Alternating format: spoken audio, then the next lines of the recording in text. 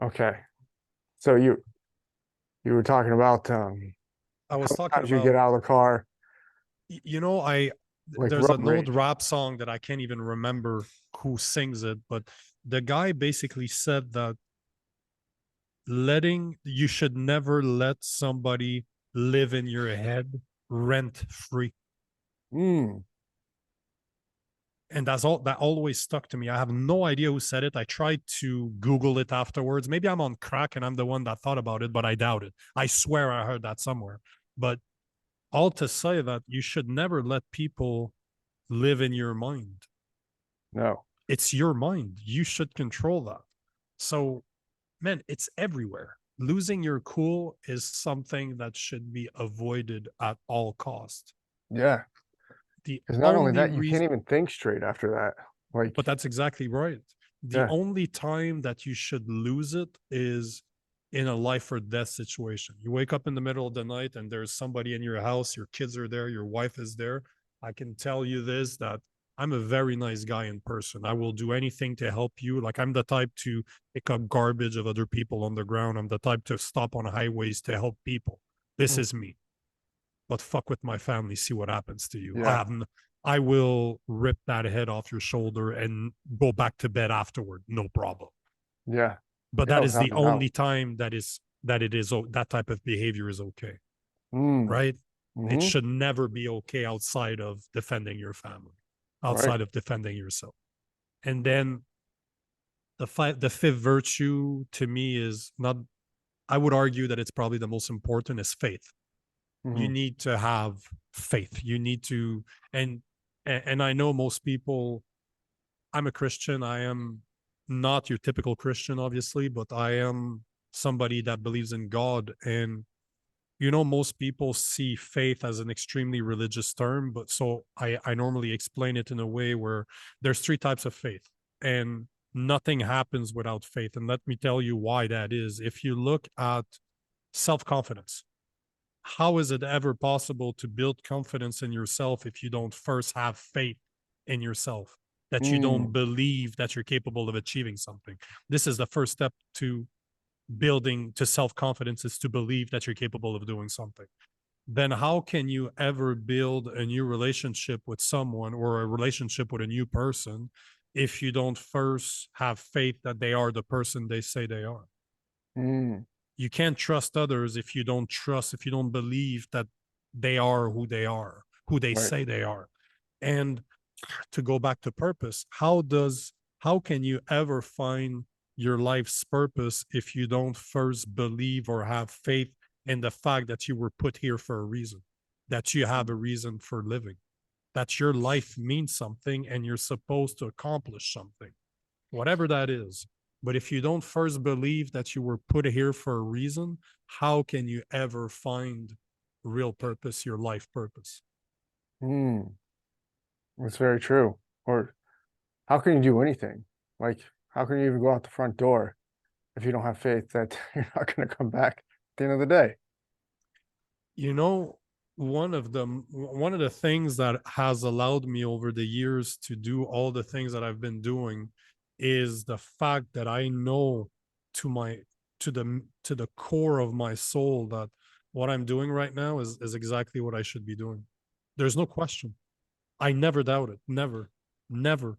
It is so freeing to know that God has put me here in order to help other men become manlier, reclaim their masculinity.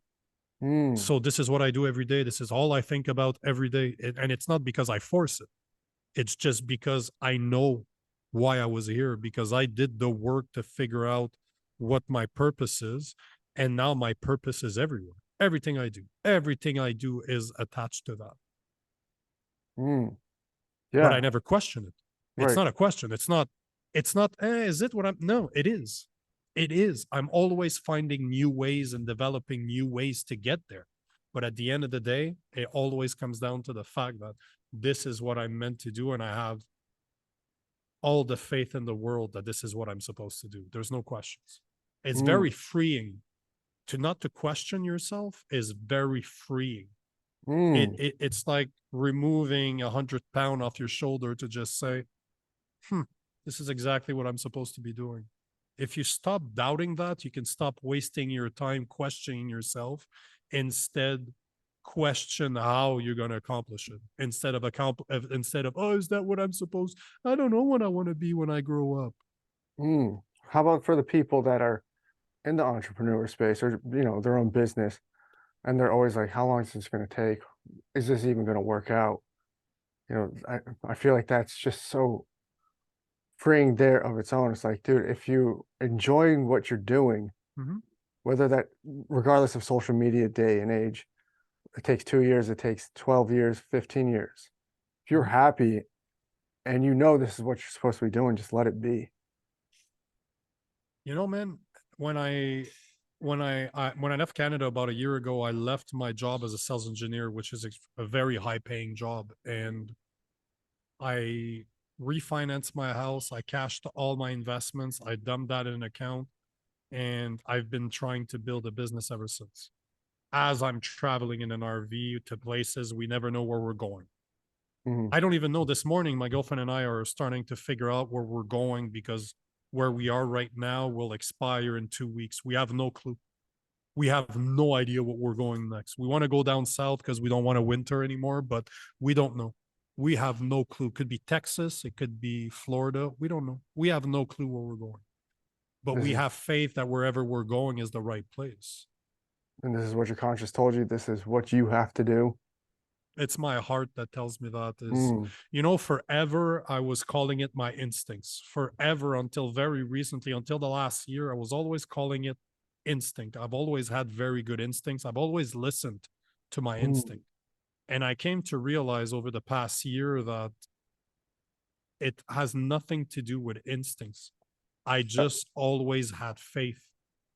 If something told me to do something, if that little voice inside of me is telling me you should do this, I don't even question it. I mm, simply say, yes, this is what I'm going to do. Like months ago, we were in Yuma, Arizona, which is basically connected to Mexico, right?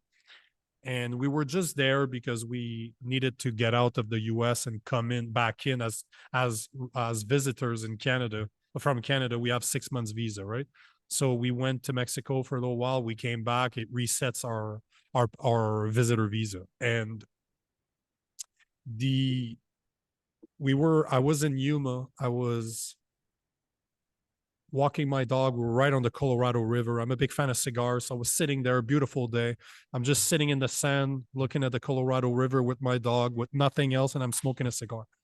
And something told me that I needed to spend 2 more months in Yuma. We're supposed to be there for a week. We ended up spending 2.5 months there mm. just because something told me as I was sitting there with my dog that I needed to spend more time there. And I'm very fortunate. I'm blessed that my girlfriend knows me because I went back to the RV. Imagine this: your boyfriend just left with the dog. He went to walk for half an hour, whatever, and you're making plans to leave in 2-3 days. The guy comes back. He's like, "Hey, can you renew for another 2 months?" Mm, mm.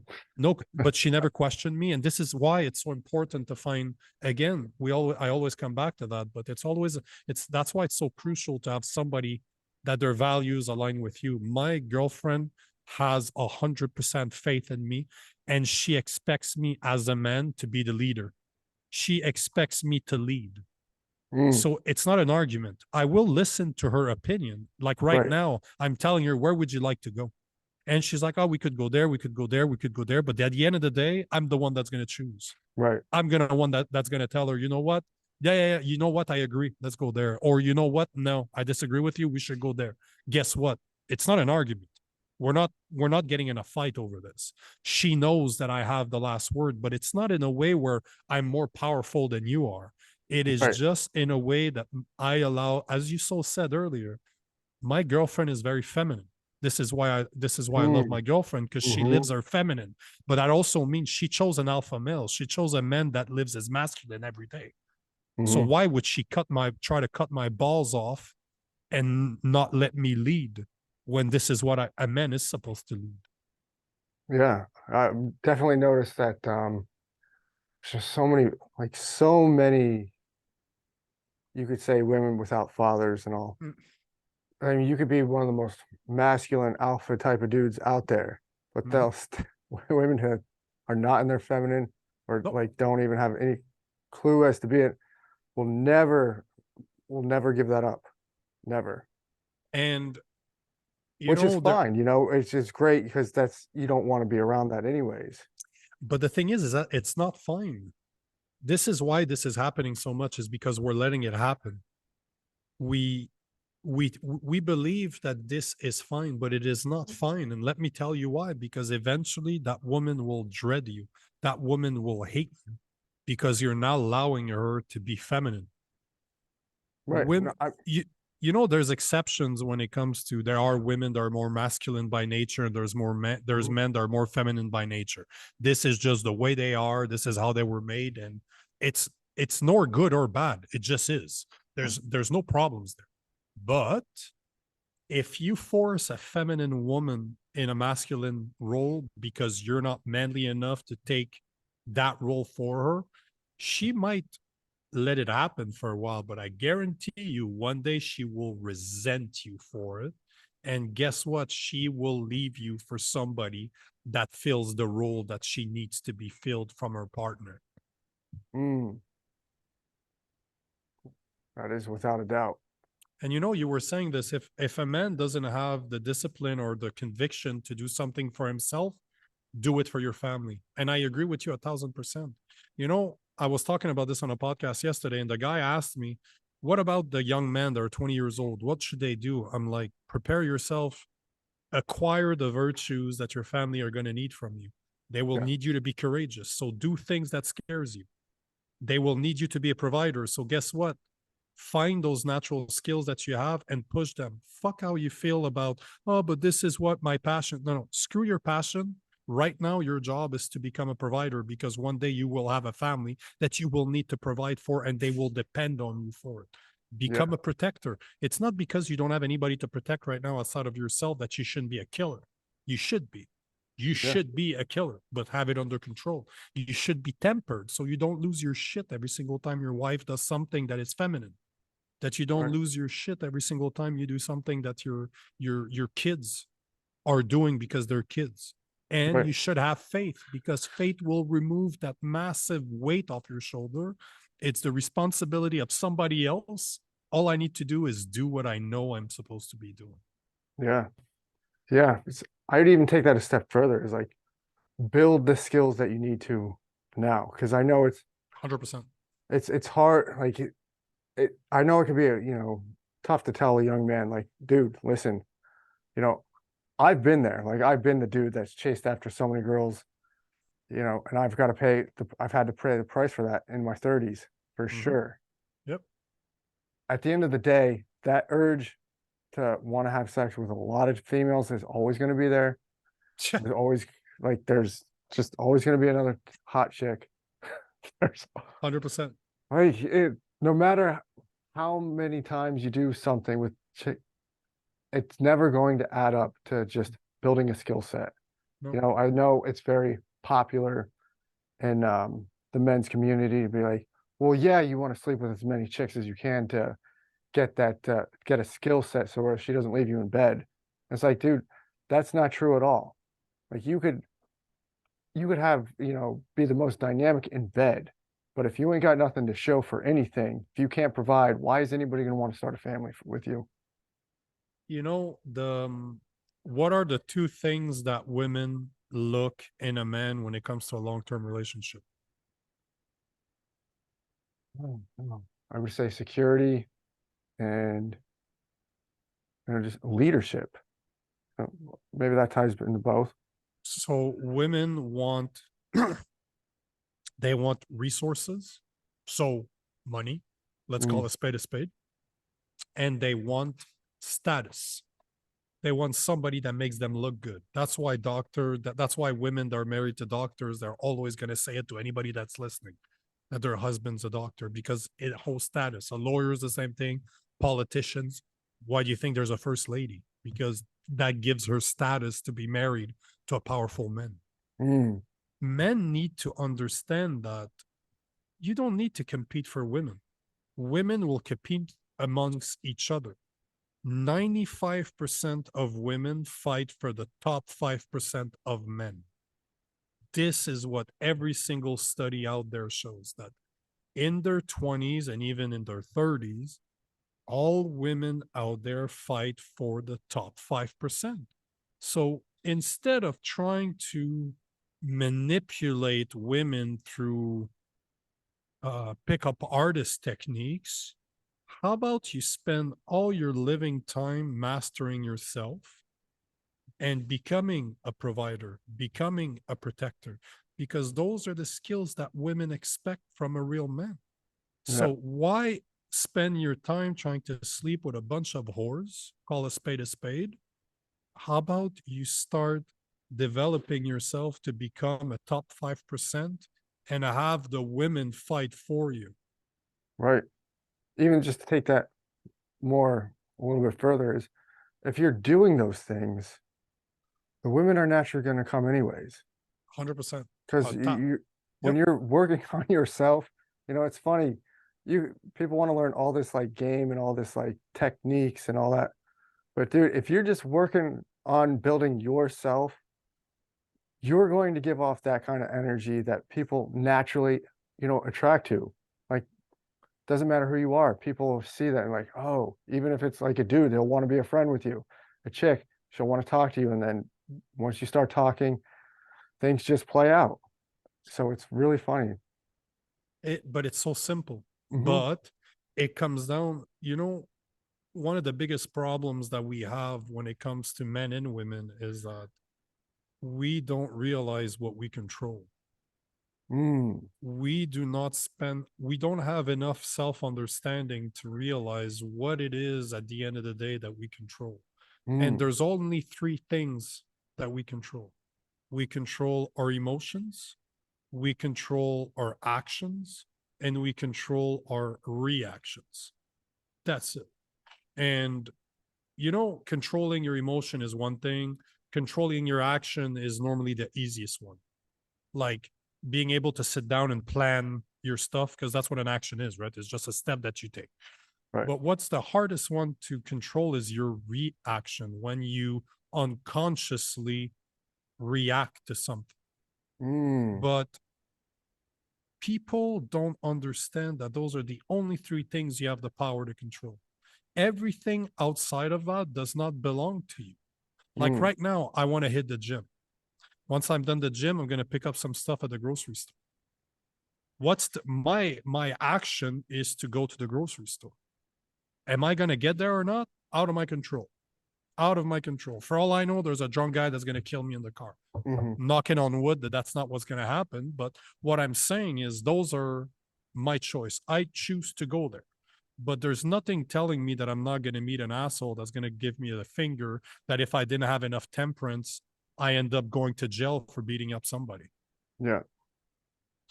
But see, I think that the reason why people are so scared to admit this to themselves is because it makes them feel powerless. It makes them feel like we so are out of control that most of the things that happens around us is out of our control. And they're right. It is out of our control. But it makes us so powerful at the same time that Yes. if you understand what you don't control, and as I said about faith, you remove that burden and just say, you know what? I accept. And it comes back to what we were saying earlier. Why are people so scared of losing control? Because they're scared to die.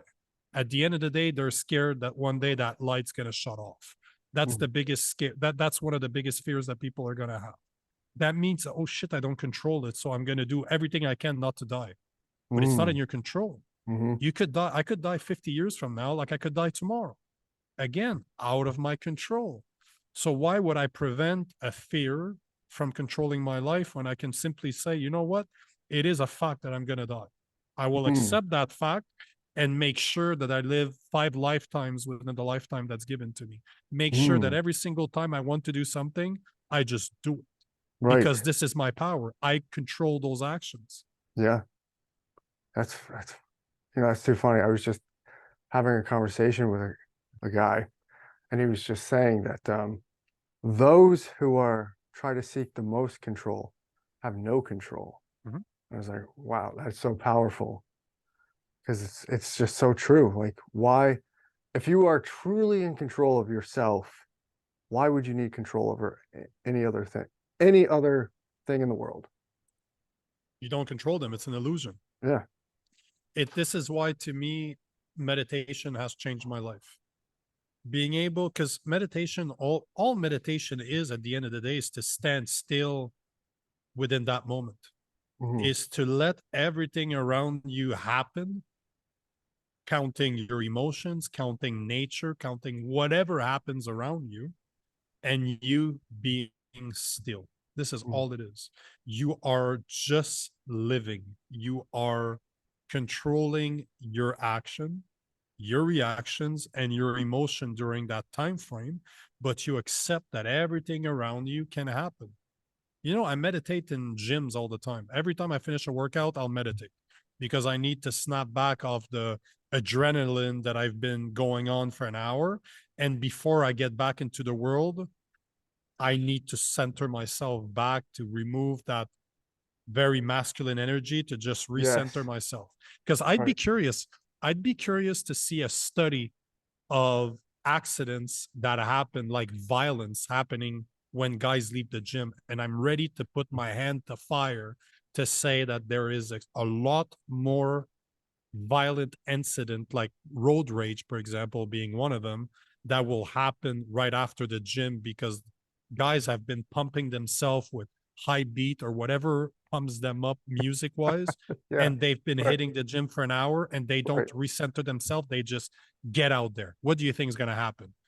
Everything's going to piss you off. Everything's going to affect you. So I'd be curious to see. Mm. I look for those studies, but they don't exist. At least I've never been able to find them. So if somebody finds them, send them my way. I would love to see them. But meditation is everything. Being able to control yourself in a busy environment, which is one of the reasons I do it in a gym. I love to do it in a gym because everything's going on around me. I can't Mm. control that. Right. You know, there's a meditator. I was reading his book and he was saying that he used to live in the middle of nowhere and he was used to meditating by himself. So Hmm. when you're meditating, there's no noise. It's very easy to just be. But then he moved to Mumbai, which is one of the busiest city in the world. And he was explaining how all the beeping, all the noise, all the surrounded traffic was driving him nuts because he lived right in the middle of the city. Hmm. But before long, it the city became silent to him. Mm. When he became so used to the noise that it just became background noise. It just became, instead of focusing on the silent, he started focusing on the noise. So as he's just sitting there, and I do this all the time, I'll be meditating in a busy place and I'm trying to pick out every single sound and just like, hey, what's that? Oh, that's so cool. That happened. Oh, what's this? Oh, shit. Do you feel the air? Like just somebody, oh, probably that somebody's walking by me right now. And you're Wow. so aware, you can feel the low displacement of air around you. Wow. Wow, that's beautiful. But that's just living, brother. Right. That's what I was saying. Why do you think I love dogs? My Yeah. dog does that hours a day. She's just there and she does nothing. She has no toys. She has nothing. She's just standing there. She's looking around. She does that all the time. She's staring. She stares into nothing. And what is she doing? She's living. She is Mm. living, literally living with no distractions. She's not living. She's being, is what I should say. Mm. Dogs are the ultimate when it comes to the present moment. They're my favorite animal, and that's one of the reasons why, after spending so much time around dogs, I've noticed that they are the most Buddhist thing on this planet is a dog. You cannot live more in a moment than a dog. That's all they do 100% of the time, every day. That's beautiful. Nico, where can people find you at? You can go to my website at nicolagan.com. You can find me on YouTube at nicolagan.com and on TikTok, Instagram, and Facebook at Real Nicolagan. Oh, brother, I appreciate you coming on and having the conversation. I could talk to you about this for hours. this is something I can talk about forever too. I live this, man. This is all I do. So I appreciate it, man. I hear you. All right. Thanks for coming on, brother. I appreciate it. Yeah, man. Absolutely.